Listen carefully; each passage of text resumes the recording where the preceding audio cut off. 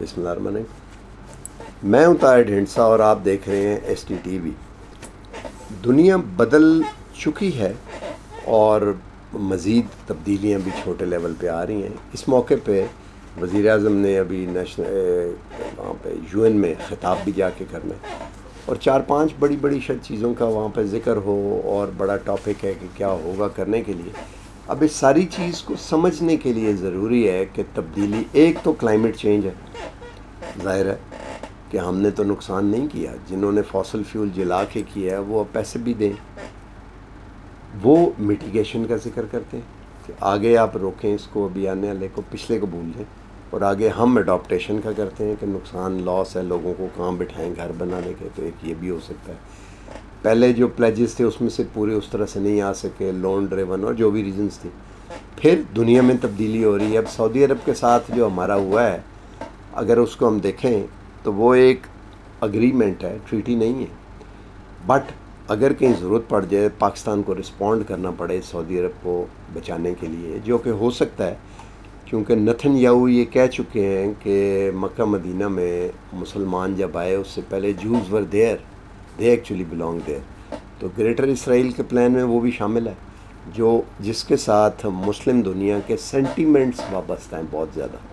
تو اس چیز سے ڈیٹرنس کریٹ کرنے کے لیے کہ یہ قدم آپ سوچیں بھی نہ، پاکستان ہے، لیکن ڈیٹرنس اس وقت کریٹ ہوگا جب گراؤنڈ پہ آپ کوئی فورس بلڈ کریں گے۔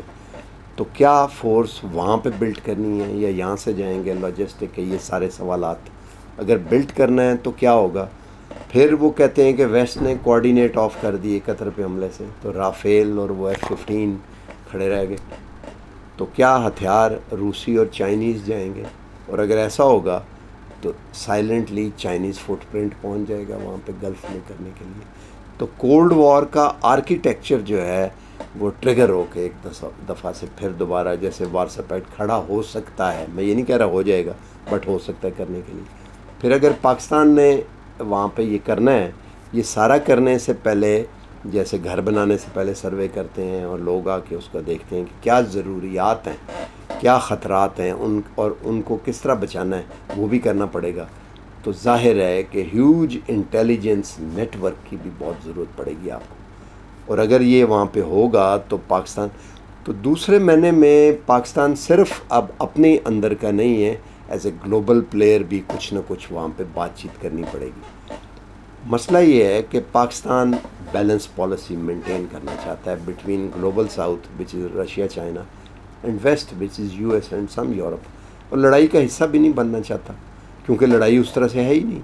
تو تجارت ہماری ویسٹ کے ساتھ ہے، امریکہ اور یورپ وغیرہ، GSP+ ہم دیکھتے ہیں، اور ایکسپورٹ امریکہ میں ہوتی ہیں بہت زیادہ، اور ہتھیار سارا چائنیز ہے۔ اور جو سعودی عرب کے ساتھ ڈیفنس ہے وہاں پہ تو ظاہر رشین چائنیز چاہیے ہوگا، کیونکہ ویسٹرن تو دیکھ بیٹھیں گے، کام نہیں آنا۔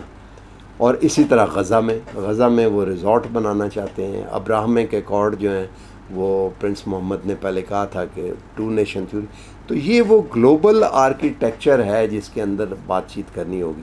تو ڈیفینیٹلی تقریر میں اس طرح کی باتیں اتنے کھلے انداز میں نہ صحیح، بٹ ڈپلومیٹک لینگویج میں جسے وہ لوگ سمجھتے ہیں کی جائیں گی کچھ نہ کچھ۔ اب آپ دیکھیں کسی محلے میں کسی جگہ پہ کوئی پلاٹ پہ قبضے کا چکر چل جائے تو پولیس، پٹواری، وہ سارا کہ پہلے جی نقشہ بنائیں کس کا۔ تو وہ جو محکمہ مال کا نقشہ ہے وہ UN ریزولوشنز موجود ہے، کشمیر کی بھی موجود ہے، تائیوان کی بھی ساری موجود ہے، غزہ کے بارے میں بھی انڈرسٹینڈنگ بالفور ڈیکلریشن سے پہلے موجود تھی۔ اب لڑائی شروع ہو گئی ہے کہ وہ جو کرائے پہ AK-47 گنز آ کے ڈراتے ہیں لڑنے، وہ لڑنے سے پہلے ایک دوسرے کو سخت باتیں کہتے ہیں، گالی گلوچ ہوتی ہے، پھر کوئی ایک ڈر جاتا ہے یا نہیں ڈرتا اور فائرنگ شروع ہو جاتی ہے، لڑائی جھگڑا شروع ہو جاتا ہے، اور پھر آگے بات چلتی ہے اور عدالتوں میں آگے جا کے چلتی ہے۔ بالکل اسی طرح نتن یاہو نے بھی لینگویج یوز کی۔ ہمارے جو فارن افیئرز کے تھے، گالی گلو بہت شستہ لینگویج، بٹ اس ڈیکورم کے لحاظ سے جو سخت ترین الفاظ تھے، روگ سٹیٹ بھی اسرائیل کو کہا گیا، اور ان کو سمجھ آ گئی کہ جو ہم نے حملہ کرتے پھر رہے ہیں، اس سے اگلی پارٹی جو ہے وہ ڈری نہیں ہے، ڈیٹر نہیں ہوئی ہے۔ وہ کہتے ہیں اچھا ٹھیک ہے، ہم دیکھ لیں گے، کر دکھاؤ پھر۔ تو انہوں نے مندوب نے ٹھنڈا کرنے کے لیے اپولوجائز ٹو پاکستان، عاصم جو ہے ہمارے مستقل مندوب۔ تو اس سے آگے کی بات اب یہ سعودی، یہ سارا وہ بیک ڈراپ ہے جو کہ پاکستان نے اپنے کیس کے طور پہ وہاں پریزنٹ کرنا ہے، اور اسی میں تقریر بھی شاید ہو اور اندرونی مسائل بھی ہمارے سارے. تو اس بیک ڈراپ کو سمجھنے کے لیے ہم نے ایک جرنلسٹ کو پھر ایک دفعہ انوائٹ کیا ہے. افتخار شیرازی صاحب جو ہیں وہ ڈان کے بیورو چیف ہیں اور کرنٹ افیئرس کے ڈائریکٹر بھی ہیں. شیرازی صاحب تھوڑی سی روشنی ڈالیں اس پہ، جب میں نے یہ بات کی ہے اس کو کریکٹ کریں، مزید قوم کریں، پھر ہم آگے بات چیت کرتے ہیں. بہت شکریہ طاہر صاحب انفیکٹ دوبارہ مجھے یہاں بلانے کے لیے. یقینی طور پہ اس میں کوئی شک نہیں ہے کہ جو ایک آپ نے ابتدائیہ دیا ہے اور اس وقت جو ہمیں ورلڈ کا جو لینڈسکیپ ہے وہ کچھ اس طرح ہی دکھائی دے رہا ہے جس طرح آپ نے اس کو ڈسکرائب کیا. اور میرا خیال میں اب پاور شفٹ کا کوئی لگتا ہے کہ اب عمل شروع ہو چکا ہے. ہم نے دیکھا ہے کہ فال آف USSR گویا کہ افغانستان میں شکست کے بعد جب دنیا یونی پولر سے بائی پولر ہوئی اور پھر اس کے بعد ایک نیا ورلڈ آرڈر آیا، اس ورلڈ آرڈر نے پھر دنیا کو جس طرح رن کیا ہے میرے خیال میں اس میں کہیں ہمیں لگتا ہے کہ بیلنس نہیں رکھا گیا. اور اس کے بعد ہم دیکھ رہے ہیں کہ اب ہر طرف ڈسٹربنس ہے اور اب لگتا یہ ہے کہ وہ آرڈر تو اب ناکام ہو چکا ہے. اس کو جس طرح امریکہ لے کے چلا ہے اس میں گویا کہ توازن تھا نہیں، اور توازن نہ ہونے کی وجہ سے اب اس کو دنیا نہیں مان رہی.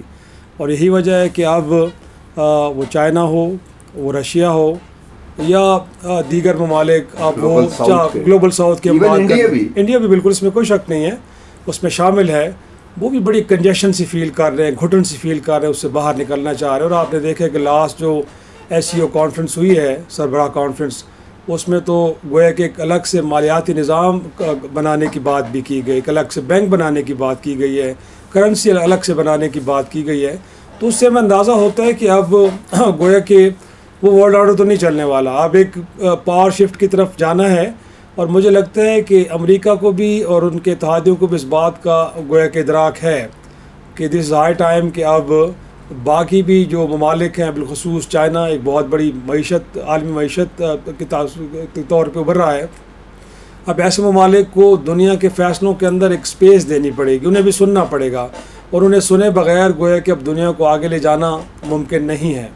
تو میرا خیال میں اگرچہ انیشل سٹیج کے اوپر اس طرح کی ریالٹیز کو جو ان کے حساب سے لگتا ہے کہ بڑی ہارڈ ریالٹیز ہیں کہ فیصلہ سازی میں کوئی اور بھی شریک ہونے آ رہا ہے، اس کو ایکسیپٹ کرنا کچھ مشکل ہو رہا ہے. لیکن میرا خیال ہے کہ اب انٹرنلی ان ممالک کے اندر آپ نے دیکھا کہ آج کی جو سب سے بڑی خبر یہ ہے کہ UNJ کے اجلاس سے قبل ہی گویا کہ برطانیہ جیسا ملک کہ جس نے مڈل ایسٹ کو کرافٹ کے ایک طرح سے وہاں پہ ممالک بنائے، اسرائیل جیسے ملک کو وہاں پہ وجود میں لانے والا ملک، یا پھر اس کے بعد کینیڈا کو دیکھیں، آسٹریلیا دیکھیں، پرتگال دیکھیں، اس طرح کے کئی اور ممالک ہیں جو اب فلسطین کو بطور ریاست تسلیم کر چکے ہیں، اور جس کو لے کے امریکہ تھوڑا بہت ناراض بھی ہے. تو میرا خیال میں اب ریئلائزیشن ہر طرف ہے یہ، اور یہ جو پاور شفٹ یا ہم کہہ سکتے کہ اس کے اندر جو بیلنس آنا ہے اس کو اب وہاں ویسٹرن ورلڈ بھی تسلیم کر رہی ہے. اور اب دیکھنا یہ ہے کہ جو ٹرانزیشن آف پاور ہے اب جسے کہہ لیں، یا جو یہ ایک طرح سے فیصلہ سازی کے اندر ایک بیلنس لانا ہے، اس کو کیا پیسفلی گویا کہ ایکسیپٹ کیا جائے گا ویسٹرن ورلڈ کے اندر اور امریکہ، یا پھر ہمیں کوئی ڈسٹربنس دیکھنے کو ملے گی. تو ہم سمجھتے ہیں کہ اس وقت دو بلاکس ہیں کہ جن کے اندر ابھی تک تو لگ رہا ہے کہ چھوٹے موٹے 2 ایپیسوڈ ضرور ہوئے ہیں، جس میں ایک تو آپ دیکھ رہے ہیں کہ مڈل ایسٹ کے اندر جو کچھ ہو رہا ہے اور اس کو امریکہ اور اس کے یورپی اتحادیوں کی تائید و حمایت حاصل ہے. اس کے بعد ہم نے یہاں دیکھا ہے کہ ساؤتھ ایشیا میں پاکستان اور انڈیا کے درمیان ایک جنگ ہوئی، اس میں بھی لگ رہا تھا کہ ایک پاور ڈیوائڈ موجود تھا. اب یہ 2 ایپیسوڈز ہوئے، اس کے بعد پھر ایران کا میں ضرور کہوں گا کہ وہ بھی لگتا یہ ہے کہ بالکل ایسی پیٹرن پہ ہوا ہے. تو وہاں سے مجھے لگتا ہے کہ اب ایک ویک اپ کال پوری دنیا کے لیے ہے، بالخصوص مڈل ایسٹ ممالک کے لیے، کہ جو یہ سمجھتے تھے کہ وہ ایک سیکیورٹی امبریلا کے نیچے ہیں. امریکہ کو اربوں ڈالرز وہ سیکیورٹی کے نام پہ دیتے بھی رہے ہیں، وہاں سے اسلحہ بھی خریدتے رہے ہیں، لیکن لاسٹلی جو قطر کے اوپر حملہ ہوا ہے اس کے بعد وہاں پہ بھی ایک سوچ آئی ہے جس کا ذکر آپ نے ابتدائی میں بھی کیا ہے کہ اب ایک ایگریمنٹ کی طرف گئے ہیں. اب اس کی مینیفیسٹیشن کیا ہوگی؟ یقینی طور پہ ہمیں تو یہی لگتا ہے کہ آنے والے وقت میں پاکستان کا رول گویا کہ بڑا کلیدی ہمیں دیکھنے کو ملے گا. اس وقت میں سمجھتا ہوں کہ پاکستان کی ریاست بڑا زبردست انداز میں آگے بڑھ رہی ہے. ایک تو جہاں پہ ایک گویا کہ ملٹری الائنسز بن رہے ہیں، ہم ان کو کہیں انڈکلیئرڈ ہیں، وہ ان میں کہیں فرنٹ لائن اسٹیٹ کے طور پہ کھڑا ہے اور اس نے اپنا گویا کہ ایکسپرٹیز شو بھی کی ہے ہندوستان کے ساتھ جنگ میں، بٹ ساتھ ساتھ ڈپلومیٹک فرنٹ کے اوپر بھی آپ دیکھیں کہ فلسطین کے مسئلے کو لے کے جس انداز میں ہم نے سیکورٹی کونسل یا پھر جنرل اسمبلی کے اندر اس کو ڈسکس ڈبیٹ کیا، اس کے انیشیٹو لیے، یا پھر اس وقت جو آپ دیکھ رہے ہیں کہ ایران کا نیوکلیر ایشو ہے اس کو بھی لے کے ہم گئے سیکورٹی کونسل کے اندر، ہم نے کہا کہ اس معاملے کے اوپر ڈپلومیٹکلی کوئی انیشیٹو لیے جائے، اس کو سیٹل کیا جائے. تو مجھے لگتا ہے کہ ہم ہر محاذ کے اوپر بڑے بیسٹ وے میں کوششیں کر رہے ہیں، اور پہلی کوشش یقینی طور پہ پاکستان کی یہی ہوگی کہ جو ایک پاور شفٹ اس کو کہہ لیں یا جو اس کو نام بھی دے دیں، وہ بڑا پیسفلی ہو اور ہر دو طرح کے طاقتوں کو سمجھایا جائے کہ اس میں ملٹری کے آپشن کو نہ لایا جائے. لیکن اگر کچھ ایسا ہوتا تو یقینی طور پہ مجھے لگتا ہے کہ ہم نے ایک بڑی کلیئر پوزیشن لے لی ہے کہ ہم نے کہاں کھڑے ہونا ہے. پلاٹ کے قبضے پہ جیسے میں نے کہا وہ لڑائی جھگڑا ہو جاتا ہے، پھر بندوقیں. تو پہلی دفعہ جب یہ ہوا وہ سیکنڈ ورلڈ وار سے پہلے، جرمنی اور وہ سارا وہ پولینڈ پہ قبضہ اور جرمن ہٹلر کا، اور وہ تو وہاں پہ تو نیگوسیشنز نہیں، وہاں پہ تو لڑائی ہو گئی تھی. تو اب ایک امکان یہ ہے کہ شاید یہ نیگوشیٹ نہ ہو سکے اور پھر دوبارہ ورلڈ وار کی طرف. یوکرین جو ہے ابھی اسٹل وہ ورلڈ وار کا دھاگے سے لٹکا ہوا ہے. اگر وہ رشیا تھوڑا اور آگے یورپ کے کسی اور ملک میں وہ تک پھیل جائے تو ورلڈ وار ہوگی. تو یہ مجھے بتائیں کہ آپ کیا سمجھتے ہیں؟ ابھی 2 اجلاس ہو رہے ہیں اس کے ساتھ ہی. ایک تو جی سی سی گلف کنٹریز کا جو 6 ملک ہیں، سعودی عرب وغیرہ اور ملا کے، دوسرا باقی کے 6 ملکوں میں جارڈن وغیرہ اور ملا کے بھی 2 الگ الگ 6 ملکوں کے اجلاس ہو رہے ہیں. سمجھا جا رہا ہے یا ان آفیشلی کہ ان میں سے کسی ایک اجلاس میں شاید ہمارے پرائم منسٹر بھی ڈونلڈ ٹرمپ سے یہ 2 ملاقاتیں ہو رہی ہیں، تو شاید ان ملنے کا امکان ہو. تیسری ایک اور چیز بڑی امپورٹنٹ ہے کہ احمد اشارہ جو ہیں سیریا کے، وہ اب بڑا سوٹ شوٹ پہنتے ہیں اور حلیہ ویسٹرن ہو گئے ان کا. پہلے القاعدہ میں تھے وہ، تو امریکن بیکنگ سے ہے. نو اٹس این امریکن بیک. 70 سال تو سیریا یو این میں آ ہی نہیں سکا اجلاس میں، اب وہ بھی اس دفعہ خطاب کریں گے. تو آپ سمجھتے ہیں کہ پاکستان کو اس وقت ایک ملک تو ہے بڑا انٹرنیشنل ایسا ہے جس سے انڈیا آؤٹ شائن ہونا فیل کرتا ہے سارا، وہ حاصل ہے؟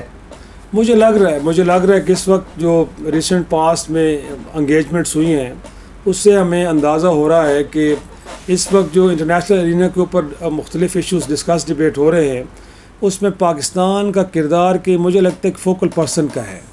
گویا کہ جہاں لگ رہا ہے کہ ممالک کے درمیان ڈپلومیٹک چینلز بند ہیں اور وہ ایک دوسرے کے ساتھ گفتگو کرنا بھی چاہ رہے ہیں، بالخصوص ہم ایران اور امریکہ کی بات کر لیں. اور آپ کو یاد ہوگا کہ جب فیلڈ مارشل واشنگٹن میں تھے تو اس ملاقات میں جو ڈونلڈ ٹرمپ صاحب کے ساتھ ہوئی ہے، گویا اس میں باقی ایشوز کے ساتھ ساتھ ایران کا ایشو بھی ڈسکس ڈبیٹ ہوا ہے اور وہاں پہ پاکستان کو سنا بھی گیا ہے.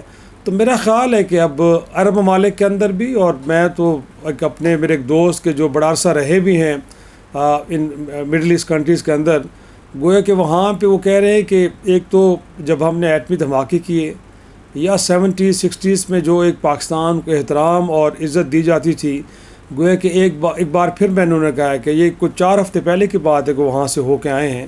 تو ان کا خیال ہے کہ پھر دوبارہ ہمیں اس انداز میں ایک اہمیت بھی دی جا رہی ہے، ہمیں رسپیکٹ دی جا رہی ہے.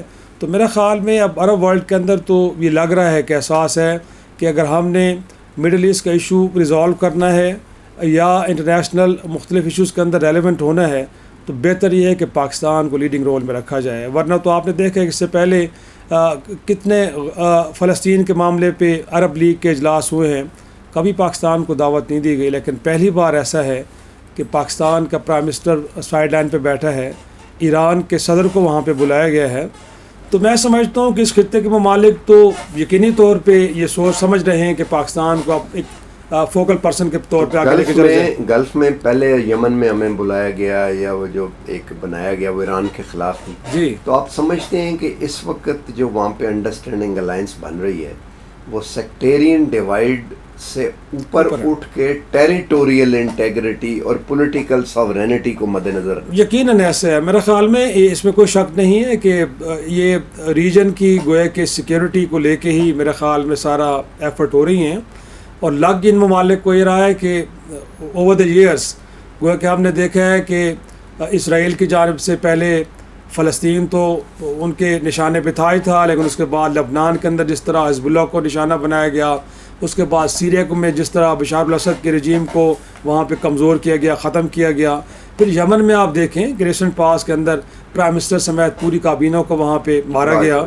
تو میں سمجھتا ہوں کہ یہ وہ انڈیکیٹرز ہیں کہ جس سے اس خطے کے ممالک کو اب یہ سمجھ آئی ہے کہ اگر ہم نے اکیلے اس طرح نشانہ بننا ہے تو الٹیمیٹلی پھر ہر کوئی نشانے پہ ہوگا. اور یہی وجہ ہے کہ جب ایران کے اوپر حملہ ہوا ہے تو اس کے بعد ہمیں حیران کن طور پہ تمام ممالک کی جانب سے کنڈمنیشن دیکھنے کو ملی ہے. اور اگرچہ آپ دیکھیں کہ قطر کے اندر امریکی فوجی اڈے کے اوپر ایران نے بھی آخر پہ حملہ کیا، بٹ اس پہ قطر کا ریئیکشن اتنا اسٹرانگ، وہ تو انڈرسٹینڈنگ سے تھا. تو میں سمجھتا ہوں کہ یہ دیکھیں اس سے ایک یہ اندازہ بھی ہوتا ہے نا، دیکھیں ایک ملک کی سوورنٹی تو بہرحال اس وقت بھی تو کمپرومائز ہوئی ہے نا، ہوئی ہے، بالکل بریچ ہوئی ہے، لیکن اگین وہ ریئیکشن اتنا اسٹرانگ نہیں تھا جتنا کہ اسرائیل کے معاملے پہ تھا. تو مجھے لگتا ہے یہ جو قطر پہ ہے یہ ایک ٹریگرنگ پوائنٹ ہے جس سے وہ ایک دم بالکل ایسے ہے. اس سے پہلے جو گلوبل ٹریگرنگ پوائنٹ ایک دم آیا وہ انڈیا کا پاکستان پہ حملہ، اور خاص طور پہ جو آگے سے جواب ملا اس کے نتیجے میں انہوں نے کہا یہ تو کھڑے ہی نہیں ہو سکتے، چائنا کے اگینسٹ انہوں نے خاک کھڑے ہونا ہے، کوارڈ سے بھی سائڈ لائن اور سارا. اس سے پہلے وہ جے ڈی وینس وہاں تھے، انہوں نے کہا ہم نہیں خود سارٹ آؤٹ کر لیں گے، اور انڈرسٹینڈنگ تھی کہ انڈیا سارٹ آؤٹ کر لے گا. تو جب الٹ ہوا تو وہ سارا آپ سمجھتے نہیں کہ یہ نیتن یاہو سے تو اب ہے، اس سے پہلے نریندر مودی سے بڑی فاسٹ غلطی ہو گئی. نہیں، اس میں تو کوئی شک نہیں ہے، غلطی تو ضرور ہوئی ہے. اور اس سے پہلے انہوں نے جو جس طرح چائنا کو انگیج کیا اپنے ریجنل اپنا بارڈر ڈسپیوٹ کے اوپر، وہاں پہ بھی ان کو اچھی خاصی مار پڑی، وہ بھی غلطی ہوئی، وہ بہت بڑی غلطی تھی.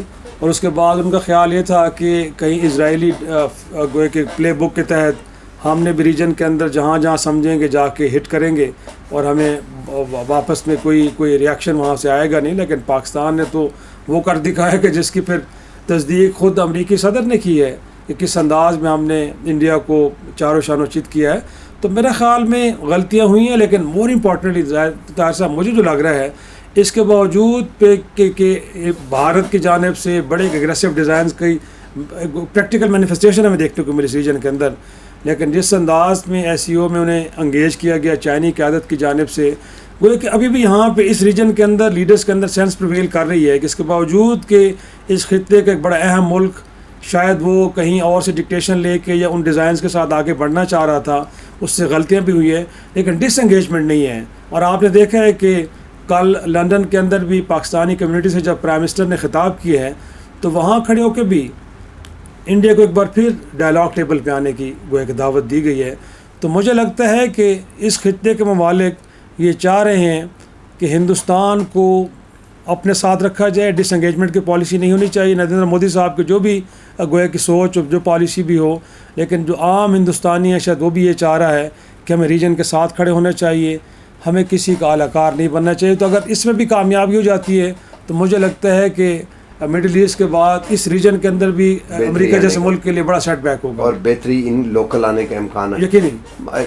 کوئکلی ایک دو لائنوں میں پاکستان کے وہاں پہ کیا اچیومنٹس ہو سکتی ہیں اس سارا جو ابھی آگے دو گلف کنٹریز کی وہاں شاید پرائم منسٹر کو ڈونلڈ ٹرمپ سے ملنے کا ملے، امید کی جا رہی ہے، ابھی شور نہیں ہے بٹ موقع ملے اور پھر خطاب کرنے کے لیے کیا چیزیں ہیں مطلب ان جو آپ سمجھتے ہیں کہ we can bring back home?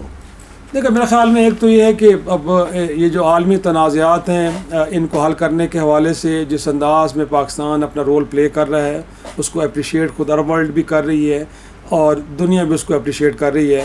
مجھے لگتا ہے کہ ایک تو یہ ہے کہ اس کے اندر بڑا ایک پریکٹیکل ہمیں آگے بڑھنا چاہیے. مور امپورٹنٹلی پھر اس ریجن کے اندر ہندوستان کے ساتھ ہمارا کشمیر کا ڈسپیوٹ ہے، مجھے لگتا ہے کہ اب اس کے اوپر ایک امید ہو چلی ہے کہ شاید حل ہو جائے.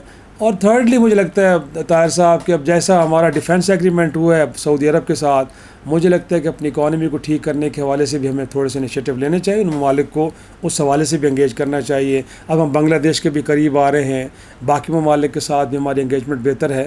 تو مجھے لگتا ہے کہ ان لائنز کو بھی لے کے، کیونکہ معاشی طور پہ مضبوط پاکستان ہی انٹرنیشنل فورم کے اوپر کہیں بھی جا کے بہتر انداز میں اپنی بات بھی کر سکتا ہے اور پاکستان کی بات کو تبھی سنا بھی جائے گا. بالکل ٹھیک ہے.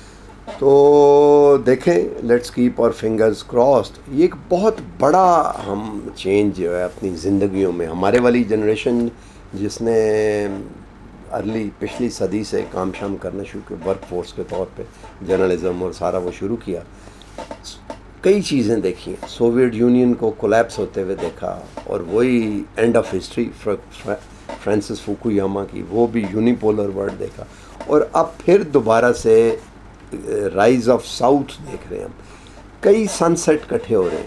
فاسل فیول کا انرجی میں ٹرانزیشن ہو رہی ہے. ویسٹ فیلیا کا 250 سال کا دور جو ہے اس پہ لگتا ہے کہ سن سیٹ ہو رہا ہے. اور امریکہ کا as a global unipolar park اس پہ سن سیٹ ہوتا ہوا لگتا ہے. اور انڈیا کو اگر انگیج کر لیتے ہیں, یہ بھی ایک بہت بڑی چیز ہے, کیونکہ 1.23 بلین کے قریب چائنا کی آبادی ہے. انڈیا کی اس سے تھوڑی سی زیادہ ہے. پاکستان 25 کروڑ ہے.